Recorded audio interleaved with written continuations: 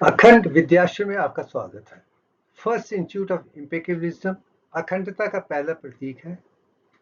आजकल NEET examination के आधार पे जो भी हो रहा है, जैसे भी हो रहा है, उसको आधार बना के मैं दुनिया को दिखाना चाहता हूँ कि हम डॉक्टर्स वो होने चाहिए जो इंटेलिजेंट हो और हर इंसान की खूबियों को जानते हो, हर चीज को पहचानते हो और हर इंसान को बिना दवाई के ठीक करके लंबा जीवन देने का सौभाग्य जो हमें मिला है, हमें वो पूरा करना है। यही अपॉर्चुनिटी लेकर मैं इस चीज को दिखाने के लिए अपने जीवन की आत्मकथा के बारे में दिखाना चाहता हूँ कि मैं एक डॉक्टर हूँ और मैं चाहता हूँ कि हर डॉक्टर मेरी तरह हर इंसान की सच्चाई, ईमानदारी और उनकी सुरक्षा, सेहत और हर चीज को ध्यान रखेगा, वही है। मगर सबसे पहले मैं एक स्टेटमेंट देना चाहता हूँ कि हम अकेले पैदा होते हैं, अकेले रहते हैं, अकेले मरते हैं। अगर हमें कुदरत के साथ जुड़ना है, कुदरत हमारे अंत का हिस्सा है। अगर हम और कुदरत एक हो जाएं, तो ही हम एक अच्छे मनुष्य का काम करके दुनिया में वो दे सकते हैं जिसके लिए हमारा जन्म हुआ है। हम दुनिया के सबसे महान हैं, लोकपालन है, गार्डियन है, कस्टोडियन है। जब तक कि हम गार्डियन कस्टोडियन नहीं बनेंगे, हम ना अपना कल्याण कर सकते हैं, ना दूसरों का कल्याण सकते हैं, और खास करके डॉक्टर तो बन ही नहीं सकते हैं। अगर डॉक्टर को बनना है, उसकी आत्मविश्वास, ज्ञान, विज्ञान, प्रज्ञान, अखंडता ही स्वरूप है, दूसरा कुछ नहीं है। और मेरा जीवन इसी में लगा हुआ है, इसी की अनमोल घड़ी जब आत्मविश्वास या आत्मकथा मैं दुनिया को दिखाना चाहता हूँ। मेरा धर्म अखंडता है, इसमें कोई दो राय नहीं है। और मेरी सबसे अनमोल जो अनुभूति है, जो आविष्कार है, वो दिव्यांग है, the divine design of nature है, जिससे कुदरत की हर खूबसूरत चीजें बनी हैं। खास करके इंसान, मानव, संपूर्ण मानव और सृष्टि दिव्यांग से ही बनी और कुछ नहीं है। दिव्यांग को जान ले, कुदरत को जान लेगी, इसके अलावा कुछ नहीं है। और दिव्य की एक मैथमेटिकल डिजाइन है, अर्थमेटिक है, और उसे एक सिंबॉलिक रिप्रेजेंटेशन में यंत्र फॉर्म में जो मैंने अखंड बनाया है, गायत्री से अखंड तक लाया है। इसमें ही सारे दुनिया के ज्ञान हैं। ये विश्व रूप है, यूनिवर्स भी इसी में है, हम भी इसी में है, हर चीज भी ऐसे। जो इस सिंबल को समझ लेगा, वो कुदरत की हर चीज को समझ लेगा। ये मैं इसलिए कर सकता हूँ कि मैं जानता हूँ कि मेरा पूरा जीवन यही जानता हूँ कि मुझे आगे बढ़ना है तो अपने बलबूते पर बढ़ना है। किसी किस्म की सुरक्षा जब चीज या रिकमेंडेशन, जब किसी किस्म दूसरों से किसी चीज की आशा किए बिना ही मुझे चलना है, ये बचपन से ही मैं जानता हूँ। शायद इसलिए मैं यहाँ तक पहुंच पाया हूँ। और मैं भी यही कहता हूँ कि इंसान जो है वो ऋषि है, महर्षि है, ब्रह्म ऋषि है, अखंड ऋषि है। जो अखंड ऋषि बन जाता है, वो संपूर्ण बनेगा। उसमें आत्मा भी उसके साथ होगी, परमात्मा भी उसके साथ होंगे। जो यही चीज इस पिक्चर में है, वही मैं दिखाने की कोशिश कर रहा हूँ। जो अपने आप में संपूर्ण जीवात्मा है, जिसमें अर्जुन है, जिसमें कृष्ण है, तो हम सृष्टि के साथ जुड़े हैं। वही अखंड ऋषि है, वही मैं दुनिया को दिखाना चाहता हूँ। आप चलते हैं कि हर डॉक्टर का एक ही लक्ष्य होना चाहिए कि हमें दुनिया को, अपने आप को पहले तंदुरुस्त बनाना है, फाइनेंशियली स्टेबल बनाना है, और हर पेशेंट को भी इस तरीके से। तो कौन से चीज पैरामीटर्स हैं जो इंपॉर्टेंट हैं?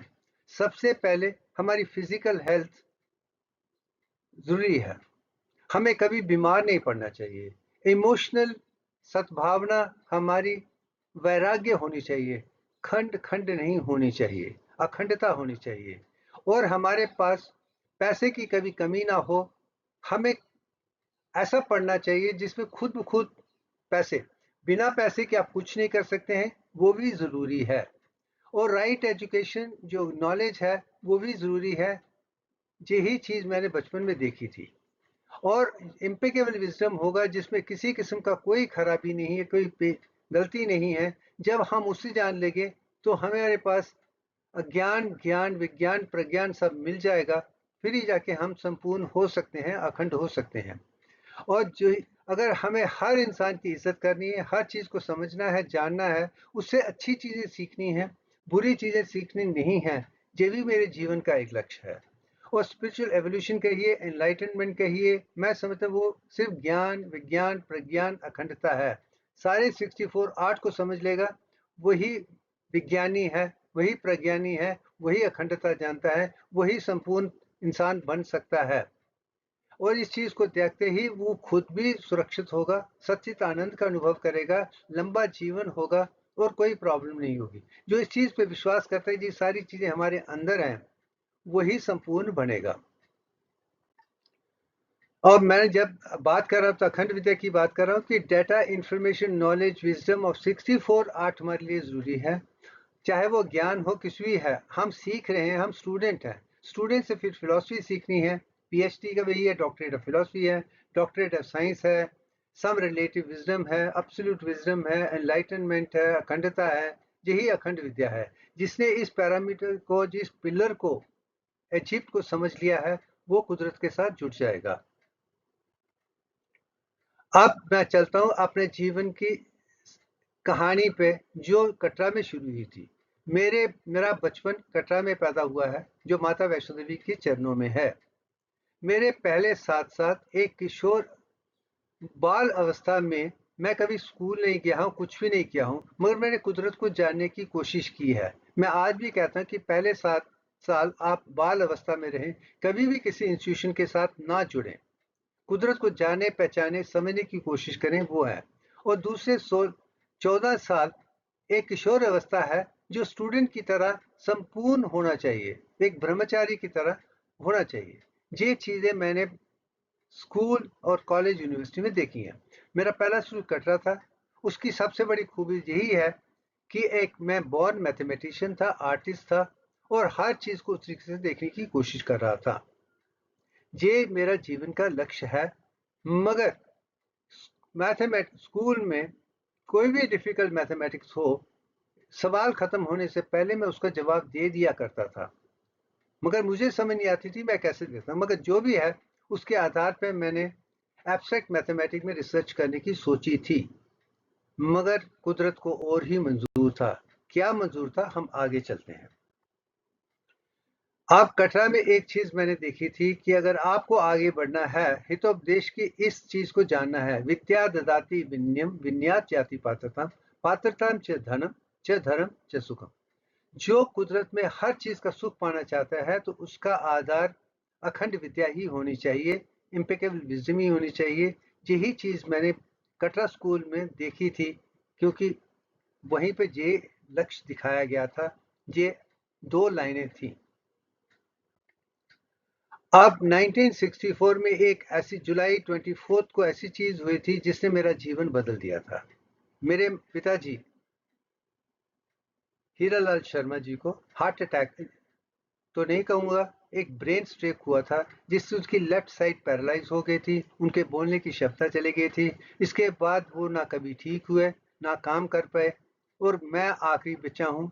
मेरे 3 बड़े भाई हैं, 3 बहनें हैं। अब उस वक्त मेरे लिए एक ही मन में आया कि हम इसलिए उनका इलाज नहीं करवा पाए हैं क्योंकि हमारे पास वो क्षमता नहीं है, वो पैसे नहीं है, हम गांव के हैं। उसको छोड़कर मैंने सोचा कि मैं मैथमेटिक्स में क्या करूंगा, मेडिकल एजुकेशन में जाकर डॉक्टर बन के दुनिया के हर पेशेंट को अपनी माता पिता की तरह ही देखूंगा। ये चीज लेके मैं कटरा से शुरू करके जम्मू आ गया था, और जम्मू में Shri Ranveer multilateral high secondary school में ज्वाइन किया था 1965 में। इसकी खूबी ये थी कि इसमें एक गोल्डन सेक्शन होती थी हर क्लास में, जिसमें टॉप स्टूडेंट को रखा जाता था, और कहा जाता था कि वो टॉप टीचर जो हैं, जो अच्छे स्टूडेंट को तैयार करते हैं, उनको उसमें दिखाया जाता है। वो आपको यूनिवर्सिटी के अवार्ड पोजीशन के लिए तैयार करते हैं। ये परंपरा आज भी मैं देख रहा हूँ कि नीट एग्जामिनेशन के लिए जितने भी कोचिंग सेंटर्स आ गए हैं, इसी चीज को दिखाकर दे रहे हैं, मगर ये पैसा लूटकर कर रहे हैं। इसका अनुभव मैंने 1965-66 में ही कर लिया था कि ये जो विचारधारा है गलत है। अब वो मैं दिखाने की कोशिश करूंगा। मेरा फर्स्ट डिवाइन चैलेंज ये था कि क्योंकि मैं कटरा में 8वीं तक सारे रिकॉर्ड तोड़कर 8 में से 728 मार्क्स लेके 91% लेके वहां आया था। मैं सबसे बेस्ट स्टूडेंट था और उसके आधार पे मुझे गोल्डन, पहले मुझे मेडिकल सेक्शन में डाला गया था। फिर प्रिंसिपल ने देखा कि जो टॉप स्टूडेंट है वो मेडिकल सेक्शन में है, तो उन्हें गोल्डन सेक्शन में ले लाया जाए। जब लाया गया था तो मेरे मार्क्स सबसे ज़्यादा थे, तो मॉनिटर बना दिया गया था। और मॉनिटर बनने के कारण पहले 3 महीने सब ठीक ठाक चल रहा था। मगर एक दिन केमिस्ट्री टीचर ने एक स्टूडेंट को पनिश किया था या कुछ कहा था, जिसका आधार टीचर नहीं था, स्टूडेंट गलत था। मगर हमारे जो फॉर्म टीचर थे, मिस्टर नरसिम्हन हैं, वो फॉर्म टीचर थे, वो कांग्रेस के टीचर थे, बेस्ट आउटगोइंग टीचर हैं।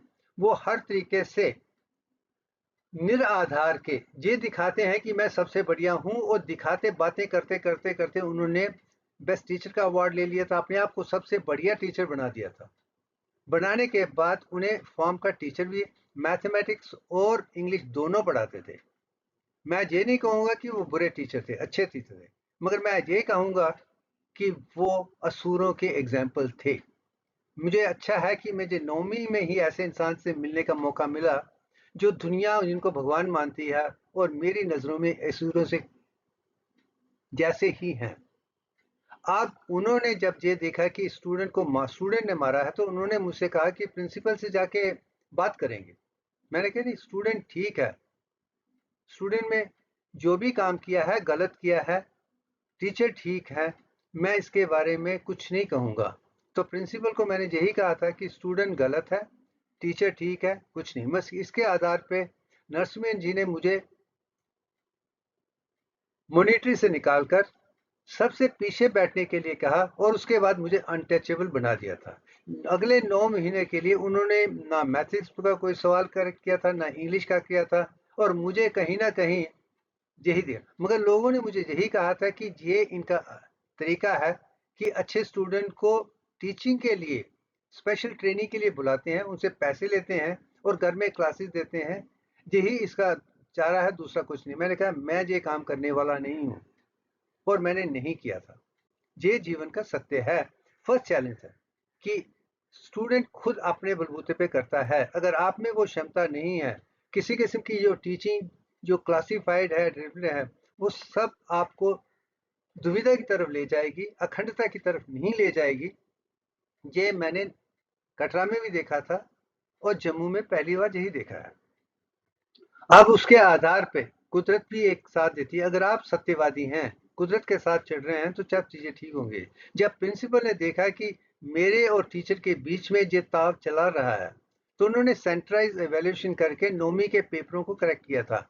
किसी को पता नहीं था कि उसका पेपर कौन सा है, और सेंट्रलाइज होने के कारण रिकॉर्ड ये हुआ कि मैंने रिकॉर्ड ब्रेकिंग मार्क्स लेकर फिर 9वीं क्लास में फर्स्ट आ गया था। ये जीवन का। मगर उसके बाद 10वीं में मुझे ऑर्डिनरी मेडिकल सेक्शन 10A में ले गए थे। तो प्रिंसिपल ने देखा कि तुम गोल्डन सेक्शन 10K में क्यों नहीं आ जाते, तुम अच्छा रहेगा। मगर मैंने कहा मुझे नहीं जाना है। हमारे जो टीचर थे सूरज प्रकाश रैना, जो 10th के फॉर्म टीचर थे, उन्होंने कहा तुम यहीं रहो, तुम आगे मत जाओ, कि स्टूडेंट इंपॉर्टेंट है, टीचर इंपॉर्टेंट नहीं है। और जो अच्छा स्टूडेंट है वो हर टीचर से सीख लेगा। उसमें सोचने की क्षमता होनी चाहिए, सुनने की क्षमता होनी चाहिए, आगे बढ़ने की क्षमता वो स्टूडेंट में होनी चाहिए। वो तुम में है। तुम दिखाते हो कि दुनिया की कोई ताकत तुम्हें रोक नहीं सकती है। तुम्हें आगे बढ़ना है, तुम जानते हो, तो मेरे पास ही रहो।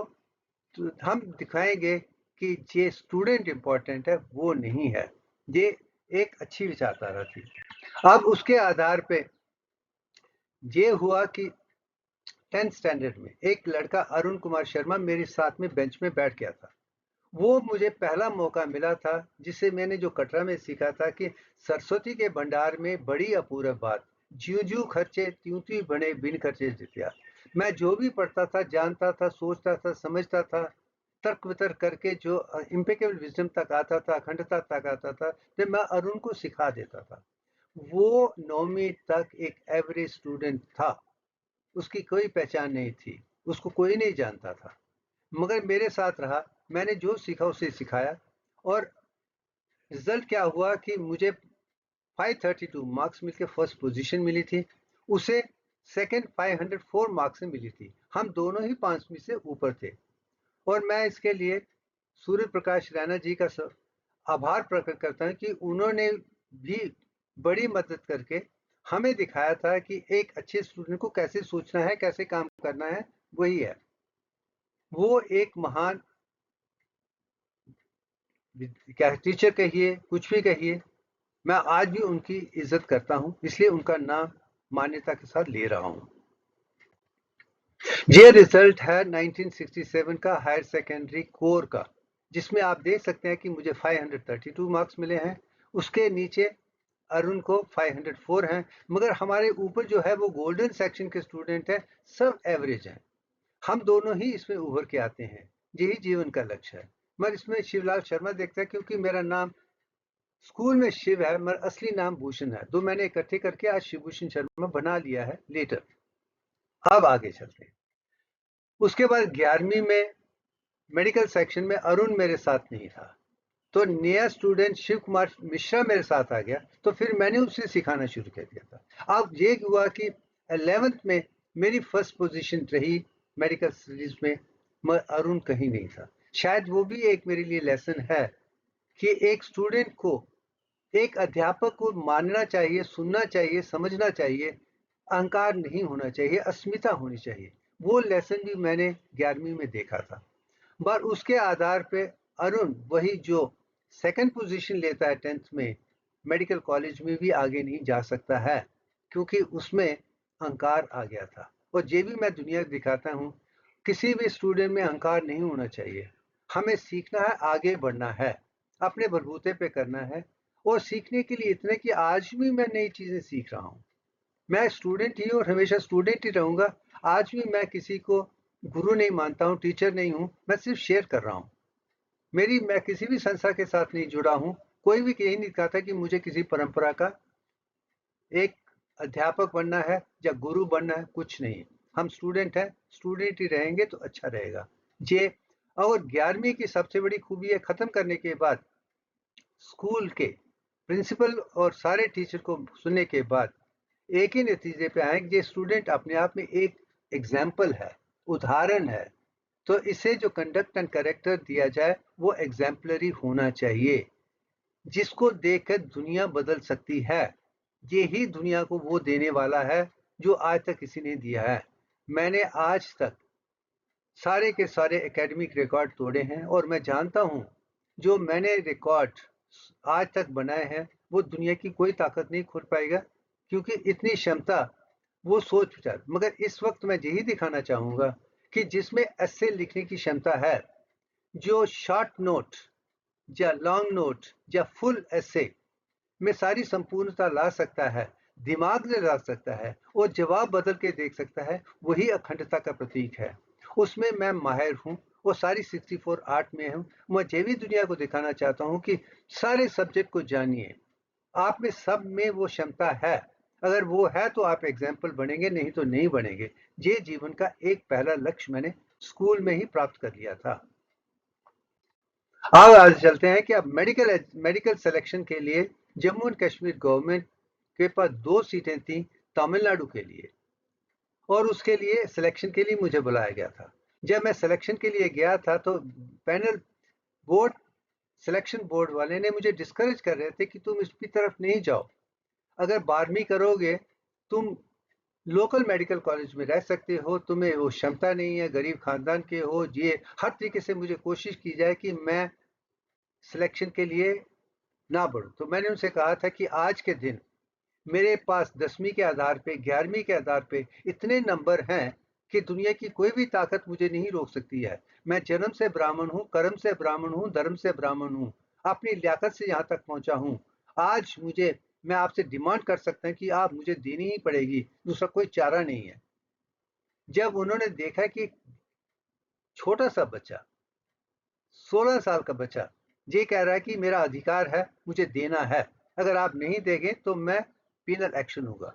तो रिजल्ट क्या हुआ कि फर्स्ट सिलेक्शन मुझे दी गई थी जुलाई 1968 में ही, और वो नॉमिनेशन मुझे दी थी जिसके आधार पे मैं छोड़ के चेन्नई आया था। वह जुलाई 1968 बरसात में मैं निकल कर आया था। मगर जब मैं चेन्नई आया था तो मुझे डायरेक्टर मेडिकल एजुकेशन के मिलने पर तब तक उनकी सिलेक्शन नहीं हुई थी, तमिलनाडु की सिलेक्शन नहीं हुई थी। मुझे 1 महीना इंतजार करना पड़ा था। 1 महीना इंतजार करने के बाद उन्होंने मुझे कहा था कि आपको चिंगलपेट मेडिकल कॉलेज में नॉमिनेट किया जाता था। तो मैंने डायरेक्टर मेडिकल एजुकेशन कहा था कि मैं जम्मू एंड कश्मीर से आया हूँ, ये रिकॉर्ड मेरे मार्क्स हैं, मुझे ऑर्डिनरी मेडिकल कॉलेज में नहीं जाना है जो नया है, मुझे मद्रास मेडिकल कॉलेज में जाना है और कहीं नहीं जाना है, नहीं तो मैं वापस चला जाऊंगा। तो वहां पे प्रोफेसर सुब्रमण्यम माइक्रोबायोलॉजी के प्रोफेसर कह रहे तुम तो जम्मू एंड कश्मीर के बच्चे सब बेकार हैं, जहाँ जो भी आता है कोई भी पैसे में पास ही नहीं होता है। तो मैंने उनसे कहा था कि पहला उदाहरण मेरा होगा, मैं सारे एग्जाम डिस्टिंक्शन के साथ और अच्छे नंबरों के साथ पास होके आपको दिखा दूंगा, क्योंकि आप मद्रास मेडिकल कॉलेज में ही हैं। ये मैंने देखकर वहां से नॉमिनेशन मद्रास मेडिकल की ले ली थी। मगर उसके बाद प्री मेडिकल के लिए उन्होंने मुझे लॉयला कॉलेज में भेजा था, और लॉयला कॉलेज में मैंने रिकॉर्ड पे रिकॉर्ड बनाए हैं।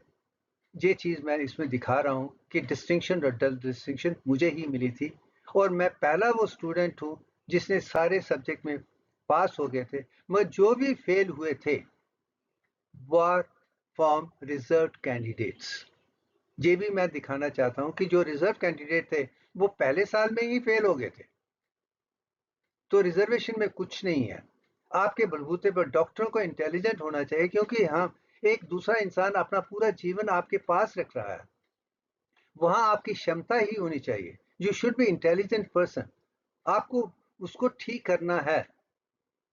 अगर आप में वो पढ़ने की क्षमता नहीं है, रिजर्वेशन नहीं है, उसके आधार पे आप आ रहे हैं जिसमें आपकी क्षमता नहीं है, तो आप किसी का इलाज नहीं कर सकते हैं। और मेडिकल प्रोफेशन में खास करके एकेडमिक्स में आज भी कहूँगा किसी किस्म की रिजर्वेशन नहीं होनी चाहिए, क्योंकि हर पेशेंट का आधार एक डॉक्टर है, उसे उसको ठीक करना है। गधे वधे कुछ नहीं कर सकते हैं। ये एक मैसेज मैं नीट के विषय से पहले दे रहा हूँ, नो रिजर्वेशन एट ऑल। तो फर्स्ट मेडिकल कॉलेज जो था मद्रास मेडिकल कॉलेज था, और मैं यही कहूँगा कि वहाँ पे हमने जो भी सीखा था परफेक्ट किताबों से सीखा था, चाहे वो ग्रेज एनाटमी हो या बेस्ट एंड टेलर हो या जितना भी है, संपूर्ण था। उसने मुझे अच्छा डॉक्टर बनने के लिए बनाया था। मैं अच्छा सर्जन भी हूँ, ईएनटी सर्जन भी हूँ, प्लास्टिक सर्जन भी हूँ। सारे सब्जेक्ट को जानकर आगे जहाँ पहुँचने का आधार मद्रास मेडिकल कॉलेज में है, क्योंकि टीचर अच्छे थे, उनके साथ अच्छी बनती थी, उनसे सीखा है। और पेशेंट को देखते ही उनका फुल डायग्नोसिस मुझे नजर आ जाता था। मुझे इन्वेस्टिगेशन की जरूरत ही नहीं पड़ती थी, दवाइयों की भी जरूरत नहीं पड़ती थी। मुझे देखा था कि 90% जितने भी कंप्लेंट्स हैं वो बिना दवाई के ही ठीक किए जा सकते हैं। ये सीखी चीज मैंने मद्रास मेडिकल कॉलेज में सीखी थी। अब जहाँ पे मैं दिखा रहा हूँ ये वो हॉस्टल है, हम 3 स्टूडेंट हैं, 4 स्टूडेंट 2 कमरे में थे। जो लेफ्ट में है वो अब्दुल हद भट्ट है, वो कश्मीर से है। ये दूसरा कैंडिडेट है, वो कश्मीर से नॉमिनेट 1 महीने के बाद आया था, मगर उसे भी मैंने मद्रास मेडिकल कॉलेज में लिया था। और मुझे याद है कि आज भी वो फिजियोलॉजी पहले पेपर के बाद डर गया था कि मैं पास हूँ ना हूँ। तो मैंने उसे कहा तुम चिंता मत करो, तुम लेटे रहो। और मैंने दूसरे पेपर के लिए सारी फिजियोलॉजी उसकी सिखाई थी, जिसके आधार पे वो पास हो गया था। आज वो एक एक्सपर्ट यूरोलॉजिस्ट है और यूके में इलाज करता है। हम आज भी इस दुनिया के सब बेस्ट फ्रेंड्स हैं। हम 4 के 4 एक फैमिली की तरह हैं। 1968 से लेकर आज तक हम दोस्तों की तरह, भाइयों की तरह हैं। ये रिश्ता मेरा उन सब का है। और 1964 डॉक्टरी पास करने के बाद ये पहला सिंबल है जो मैंने दिखाया था, वो मेरी अंदर की जो स्पिरिचुअल साइंस है उभरना शुरू हो गई। शायद मुझे उसे पता नहीं था कि मैं क्या बना रहा हूँ, मगर आज देखता हूँ कि 50 साल के बाद मैंने एक अजूबा बनाया है। उसके बारे में मैं जिक्र कर सकता। इसी में पाई है, इसी में ओम है, और इसी में ही 22/21 है। और 1980 में मैंने फार्मास्यूटिकल कंपनी शुरू की थी, इसलिए की थी कि जो भी दवाइयाँ पेशेंट को दी जाती थी वो क्वालिटी की नहीं थी, और जो दुकानों में मिलती हैं बहुत महंगी हैं। तो मैंने सोचा कि अगर मैं ही दवाइयाँ बनाकर दुनिया को 1/10 प्राइस पे दे सकता हूँ, हाई क्वालिटी, तो मुझे करना है। तो 1980 से लेकर 2005 तक 25 साल तक मैंने दवाइयाँ बनाई हैं और लोएस्ट कॉस्ट में दी हैं।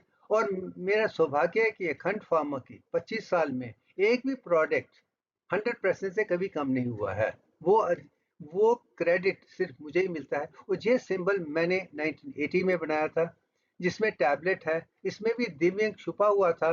मैंने तब रियलाइज नहीं किया, मैं आज देख सकता हूँ। इसमें टैबलेट है, कैप्सूल है, लिक्विड है, मगर साथ में रिसर्च भी है। वो रिटॉर्ट की तरह आप देख सकते हैं। ये खूबी मुझे तब नहीं थी, मगर आज लगती है कि मैं दिव्यांग को ही बना रहा था, जैसे ओम को बना रहा था। अब आगे चलते हैं। 1992 में मैंने जो सिंबल बनाया था, ये एक किताब, ये ऐसा सिंबल है, मेरे हाथ का है, मैंने हाथों से बनाया है। ये संपूर्णता का प्रतीक है। इसमें भी दिव्यांग है। इसमें शक्ति 61.8034 है और शक्ता 38.9 है। इसलिए चेहरा औरत का है। और सब चीजें देखकर ये भी अपने आप में मिसाल है। अगर आप कुदरत के साथ जुड़े हैं तो कुदरत खुद आत्मा ही आपसे वो काम करवा देगी जो आपके लिए अनिवार्य है।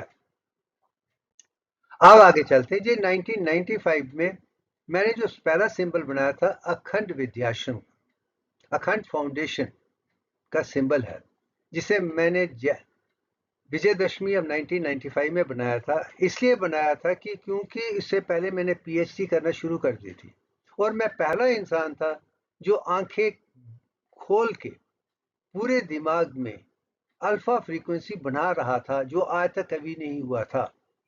और वही मैं ही कर सकता था और दूसरा कोई नहीं कर पाया था। इसके आधार पर मैंने मिशु से कहा था कि क्यों, तो उन्होंने कहा था कि तुम एक चैरिटेबल ट्रस्ट बनाओ, तो वो अखंड फाउंडेशन है। और उसका आधार मैंने अपने दोस्तों के साथ बनाया था, जिसमें राकेश सरिन मेरे चैरिटेबल ट्रस्ट के दूसरे ट्रस्टी हैं और मैं पहला हूं। ये दो चीजें उभर के आती हैं। अब आगे चलते हैं। तो मैंने पीएचडी रिसर्च 95 टू 2001 में की थी, जिसमें मैंने यही दिखाया था कि मैं through out the brain 8 hertz with आंखें खोल के 8.5 हर्ट्ज आंखें बंद करके बना सकता हूं। और उसके आधार पे मेरी पीएचडी को यूनिक, अनयूजुअल, हाईली कमेंडेबल कहा था। जहां तक कि ब्रुकलिन अमेरिका के एग्जामिनर ने उसे महान माना था, एक नया अध्याय लिखा था और आंखें बढ़ाने के लिए कहा था कि ये बहुत आगे जाएगा। ये 2001 की बात है। अब इस चीज को कि ये जो रिसर्च है, प्रोफेसर ए नमन, वो अपने आप में महान साइंटिस्ट थे, प्रोफेसर ऑफ फिजियोलॉजी थे और दुनिया के माने हुए थे। उन्होंने अपने रिकॉर्ड में टेस्टोनियल लिखा है कि इसकी पूरी रिसर्च मेरी अपनी है। उसको पूरा काम शुरू से लेकर अंत तक मैंने ही किया था और ईजी को पहली बार इस्तेमाल किया गया है। वो चीजें दी गई हैं जिसे हाईली कमेंडेबल कहा जाता है, जो उस वक्त अपने आप में एक अजूबा था। और वही अजूबा उन्होंने अपने हाथों से मुझे दिया है। मैं आज वही दिखाना चाहता हूं कि अगर आप में क्षमता है, अगर आप अपने बलबूते पे काम कर रहे हैं, इंटेलिजेंस से कर रहे हैं, तो कुदरत आपका साथ देगी। आप वो कर पाएंगे जो दुनिया नहीं कर पाती है। ये मेरे जीवन का एक लक्ष्य बचपन से लेकर एकेडमिकली एग्जाम्पलरी रहा है और कॉलेज में भी एग्जाम्पलरी रहा है और रिसर्च में भी एक्स्ट्रा एग्जाम्पलरी रहा है। अब ये सिंबल वो है जिसमें 8 point hertz with closed eyes through brain आप देख सकते हैं। ये पिक्चर चेटनट मेडिकल न्यूरोलॉजी डिपार्टमेंट में ली गई थी, जिसे मैं दिखा रहा हूँ। और ये दूसरी पिक्चर है जो आंखें खोल के है, इसमें 8 हर्ट्स हो गई है। और मैं यही दिखाना चाहता हूँ कि जो आकाश कोश है उसकी फ्रीक्वेंसी 8.73 है, अल्फा फ्रीक्वेंसी है। अगर वही आप पूरे जिस्म में ला सकते हैं, दिमाग में ला सकते हैं, तो आप कुदरत के साथ जुड़ सकते हैं। तो आप हायर फोर्सेस, अंतरात्मा के ऊपर परमात्मा को भी देख सकते हैं, जान सकते हैं, क्योंकि सारा ज्ञान विज्ञान वहीं पे है। तो मेरी जो इंटरनेट है वो आकाश कूद से है। ये गूगल वगैरह से कुछ नहीं, किताबों से कुछ नहीं, कि सब में गलतियां ही हैं। बचपन से लेकर आज तक मैंने यही देखा है, जो भी हमें स्कूल, कॉलेज, यूनिवर्सिटी थ्रू पढ़ाया जाता है वो हर तरीके से गलत है। उसमें मिसकंसेप्शंस हैं। काफी ऐसे इशू हैं जिसके बारे में लोगों ने सोचा भी नहीं है, समझा भी नहीं है, जाना भी नहीं है। और वही चीज मैं दुनिया को दिखाना चाहता हूं कि अगर आप सच्चाई, ईमानदारी से सच्चित आनंद की तरह, एक अच्छे इंसान की तरह चल रहे हैं, कुदरत आपका साथ देगी।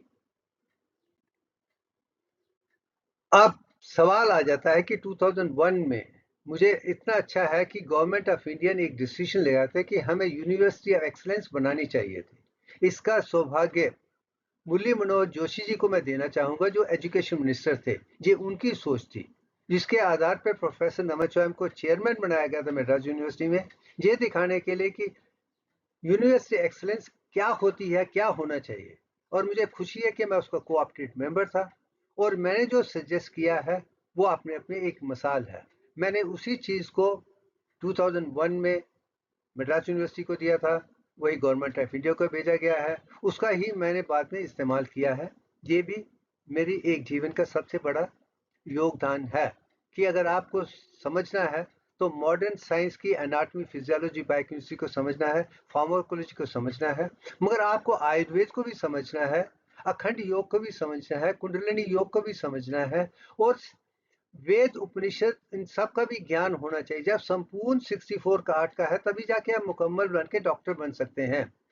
मेडिकल जो एलोपैथिक मेडिकल प्रोफेशन इमरजेंसी के लिए अच्छी है, मगर प्रिवेंशन के लिए आयुर्वेद ज़्यादा अच्छा है। मगर आप जो दोनों को मिला के अगर काम करते हैं, उसमें योग भी लेके आ जाते हैं, फिर जाके आप संपूर्ण बन सकते हैं। यही चीज़ मैंने अपने पूरे जीवन में दिखाई है।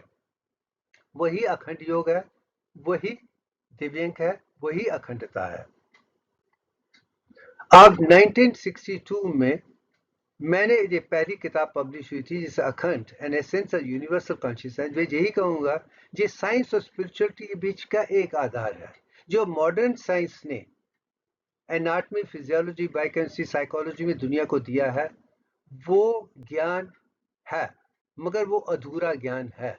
मगर उसका पूर्ण ज्ञान आपको आयुर्वेद, तंत्र विद्या, वेद, उपनिषद से लेकर दोनों को इकट्ठा करके जो मैंने दिया है, वो एक चीज उसमें है। वही चीज मेरे पीएचडी वर्क में है, वही चीज इस किताब में है। ये मेरा पहला योगदान है। मगर मुझे अफसोस के साथ कहना पड़ता है कि इस किताब को मुझे पब्लिशर से लेना पड़ा था, क्यों उन्होंने प्रिंटिंग में काफी अनवांटेड मिस्टेक कर दी थी। इन चीजों को गलत चीज से निकाल दिया था, जिसे होना चाहिए था वो नहीं था।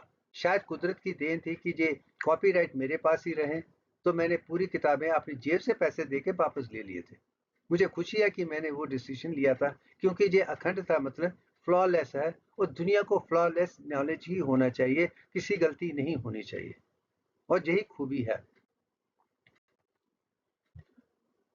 अब सवाल आ जाता है कि मेरा जो एग्जैक्ट टर्निंग पॉइंट था, माय फर्स्ट सन अविनाश भूषण शर्मा, वो वो एमएस करने के लिए अमेरिका गए थे, new Jersey institute of technology में 2000 में। उन्हें भारत में सीट मिली थी ट्रिची एनआईसी में, मगर उन्होंने कहा कि नहीं, मुझे अमेरिका ही जाना है, कि जहां भारत में ज़्यादा प्रोफेशन नहीं है, कि हम ब्राह्मण होने के कारण रिसर्च ये रिजर्वेशन के कारण हम आगे नहीं बढ़े चाहेंगे, तो हमें आगे के लिए अमेरिका जाके पढ़ के ही वहीं रहना है।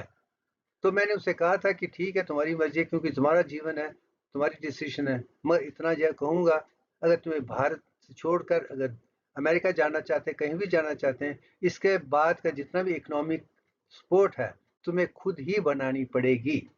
और मुझे खुशी है कि जो मैंने लेके उसको दिया था जाते वक्त, उसके आगे मैंने कभी भी उसको पैसे, एक पैसे की भी सपोर्ट नहीं है। तुम्हें अपने बलबूते पे खड़ा होना है, जैसे मैं अपने बलबूते पे खड़े होकर यहाँ तक आया हूँ। और मुझे नेशनल मेरिट स्कॉलरशिप में पढ़ा हूँ, और मुझे ना किसी से पैसा लिया है, ना दिया है, जाना है। यही जीवन का एक सत्य है। दूसरा, और सेकंड सन 2004 में एमएस पीएचडी के लिए न्यू जर्सी में गए थे, और उन्होंने 15 लाख स्टाइपेंड पीएचडी में लिया था, इसलिए आसान हो गया था, वो भी चला गया था।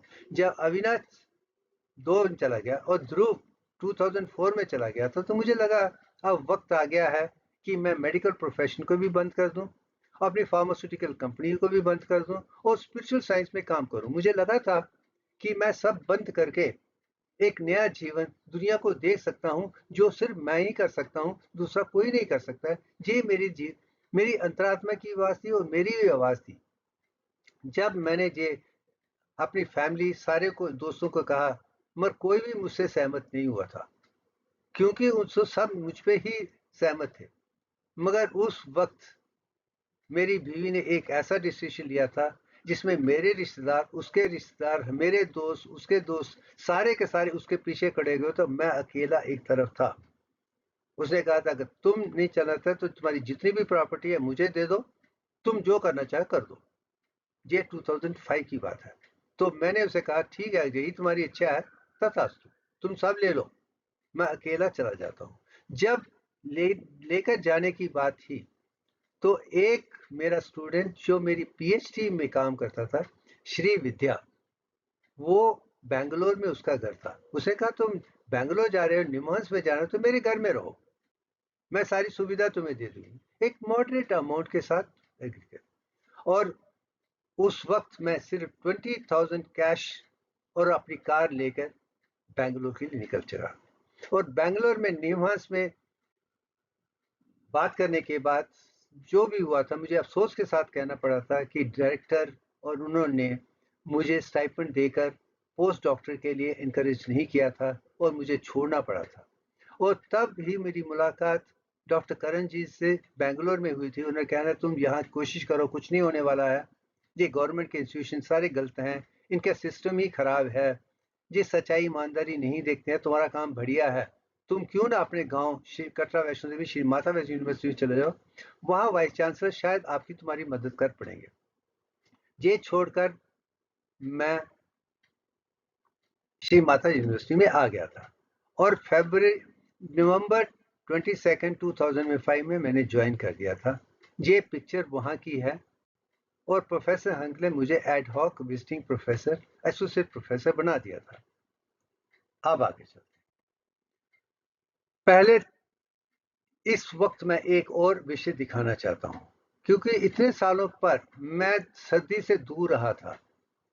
जस्ट बिफोर December 24th 2005 में I felt heart attack.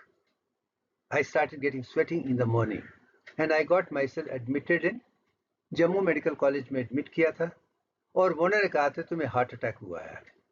और उस वक्त जितने भी थे वो कहने तुम्हें एंजियोग्राफी एंजियोप्लास्टी करनी है। और सारे की बात करने के बाद जब मैं चेन्नई आया था तो सवाल ये पैदा होता कि मेरे पास पैसे नहीं है, किसी ने भी मेरी मदद नहीं की थी। सिर्फ विद्या जो उस वक्त स्विट्जरलैंड में थी, जब उसे पता चला तो उसने कहा कि मैं अपने माता पिता से कह देता हूँ कि वो 1.5 लाख रुपया तुम्हें लाके दे देंगी और तुम मुझसे ले। और दूसरे जो राकेश सरीन थे, वो हॉस्पिटल में आए थे चेन्नई में और ये दिखाने के लिए तुम्हें जितना पैसा चाहिए मुझसे ले लो। ये दोस्ती होती है, ये दोनों मेरे दोस्त थे। मैं आज भी मानता हूँ, मैंने विद्या से 1.5 लाख रुपए इसलिए क्योंकि मुझे ऑफिशियली देने की है।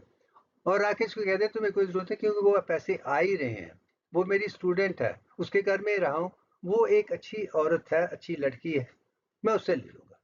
मगर कुछ ही दिनों के बाद मैंने उन्हें वापस भी दे दिए थे। मगर 1997 से लेकर आज तक मैंने किसी से कुछ भी नहीं लिया है और बचपन से भी किसी से कुछ नहीं लिया। मैं सबको यही दिखाना चाहता हूँ, कभी भी दूसरों से आशा मत करो, अपने बलबूते पे कमाओगे खाओगे तो आप आगे बढ़ पाओगे, नहीं तो कुछ नहीं होने वाला है। आप इसके आधार पे, जब मैं एंजियोग्राफी एंजियोप्लास्टी के बाद वापस यूनिवर्सिटी में आया था तो मुझे पता नहीं था कि मुझे क्या करना है। मगर ये यूथ फेस्टिवल जो आया था वो पहला ओपनिंग था जिसने मुझे मौका दिया था कि अब मैं ग्राफिक में दिखा सकता हूँ।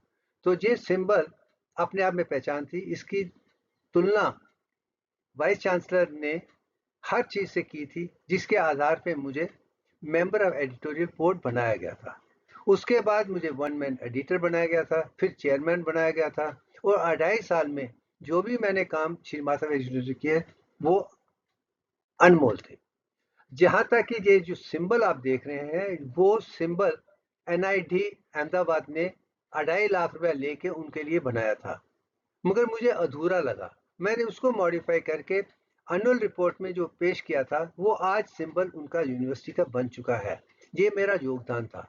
आज भी जो भी रिप्रोडक्शन में as a one man editorial board, मैंने यही कहा था कि जो कोई आपका एडिटोरियल बोर्ड है, सारे के सारे गधे हैं, कुछ भी नहीं आता है, सब अधूरे काम करना चाहते हैं। तो मैंने उनसे कहा था कि अगर आप चाहते हैं कि अच्छा काम करना है, आप मुझे पूरा अधिकार मुझे दे दीजिए, मैं सब चीज़ें आपको दिखाऊंगा, उसके आधार पे शायद पहला कोई यूनिवर्सिटी का पब्लिकेशन है, रिसर्च है, जो एक आदमी ने हैंडल किया था, वो मैंने किया था, वो सारे रिकॉर्ड इसमें हैं।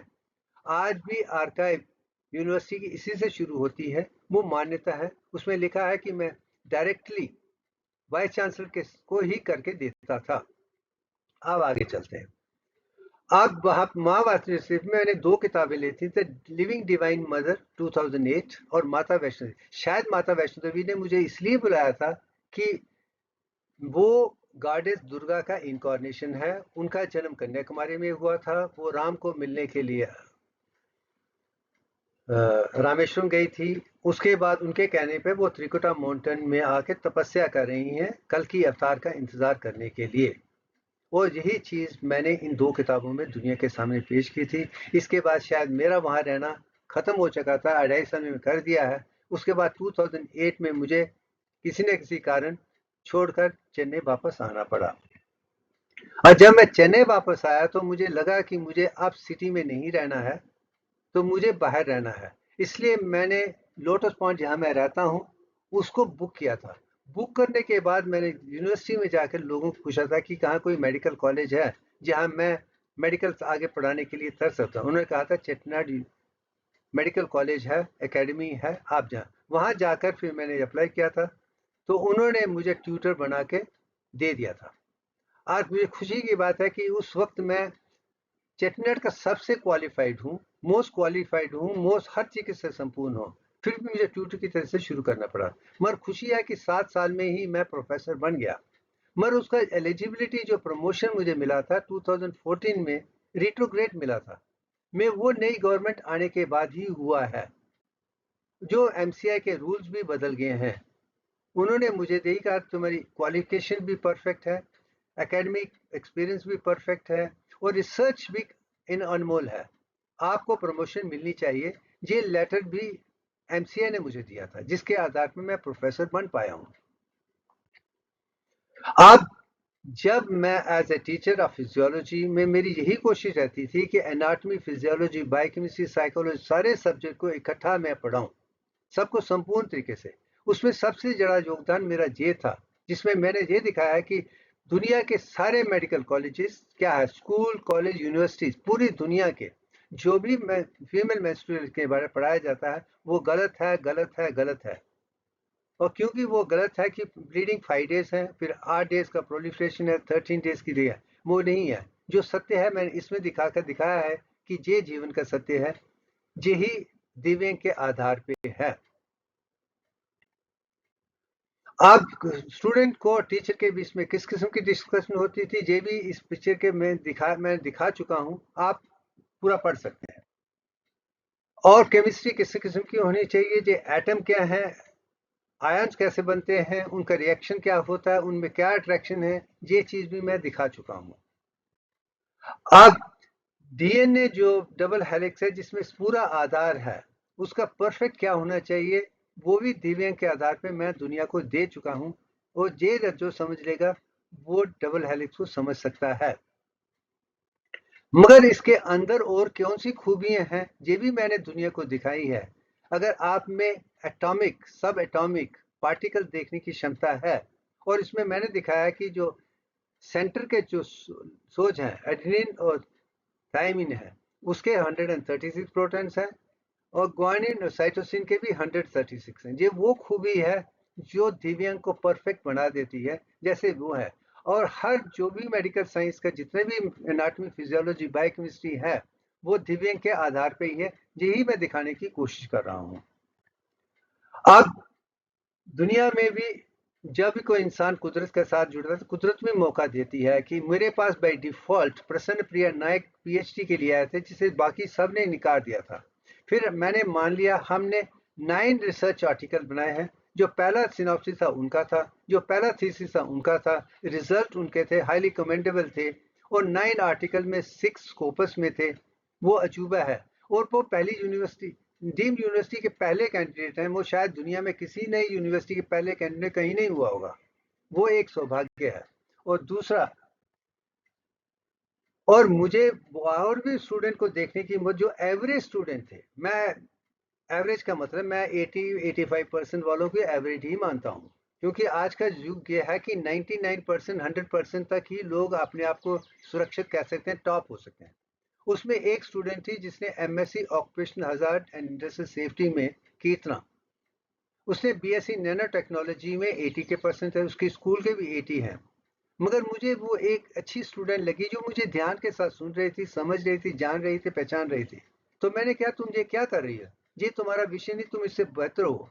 ये एक ऑर्डिनरी सब्जेक्ट है और ऑर्डिनरी लोगों के लिए है, तुम हमेशा एक दूसरों के लिए काम करती रहोगी, तुम्हें आगे बढ़ना है। तो फिर मैंने उसे जब ट्रेन करके आगे तैयार किया था, तो स्पैन ऑफ 2.5 साल में ही वो 80% से 100% पे आ गई थी और उसे पीएचडी मिली है। आज बहुत अच्छा काम कर रही है। वही प्रसन्न प्रिया नायक है, वही श्री विद्या है, वही कीर्तना है। इसी किस्म के हर स्टूडेंट जो मेरे मेंटर थे, सारे के सारे डिस्टिंक्शन ले लेते थे। ये एक खूबी है जो मैंने देखी है।